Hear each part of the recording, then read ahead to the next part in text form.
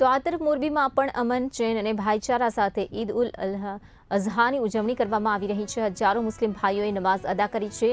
ઈદ ઉલ અઝહાના પાવન પર્વે મોરબીમાં મુસ્લિમ બિરાદરોએ શાન શૌકત સાથે ઉજવણી કરી।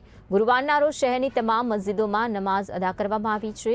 વહેલી સવારથી જ જ્યાં મુસ્લિમ બિરાદરોની કતારો લાગી હતી, દરેક મસ્જિદમાં નમાઝ માટે અલગ અલગ સમય નક્કી કરાયો હતો।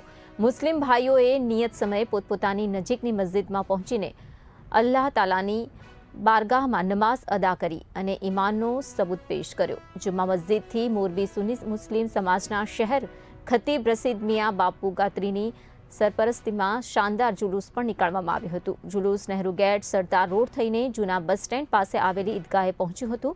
શહેર ખતીબ રશીદ મિયા બાપુએ ઈદ ઉલ અઝહાની નમાઝ અદા કરાવી। મોરબી શહેર અને આસપાસના ગામડાઓમાંથી હજારોની સંખ્યામાં મુસ્લિમ ભાઈઓ નમાઝ માટે ઉપસ્થિત રહ્યા હતા।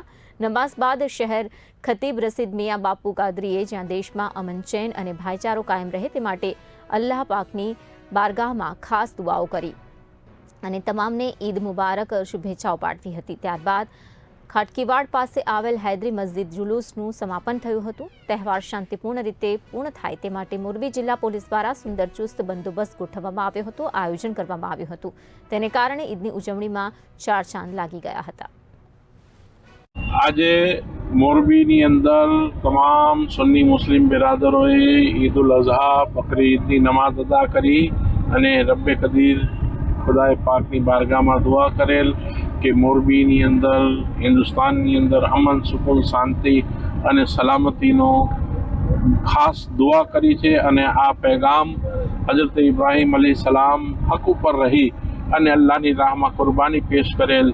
તો દરેક મોમિનોને, દરેક મુસલમાનોને દીન માટે, મઝહબ માટે અને દેશ માટે કુરબાની માટે જ્યારે પણ જરૂર પડે ત્યારે તેને હાજર રહેવા અને પોતાના દીનની અંદર પેરોકાર તરીકે હજરત ઇબ્રાહીમ અલૈહિસ્સલામની સુન્નત અદા કરી અને દરેક મુસલમાનોએ આજે કુરબાની અદા કરશે।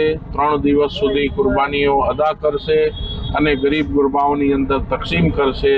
તો આ મોરબી એક મિસાલ છે હિન્દુ મુસ્લિમ સમાજની કોમી એકતા માટે અને એ જ ખાસ દુઆ છે કે સદાય મોરબીની અંદર હિન્દુ મુસ્લિમ કોમી એકતા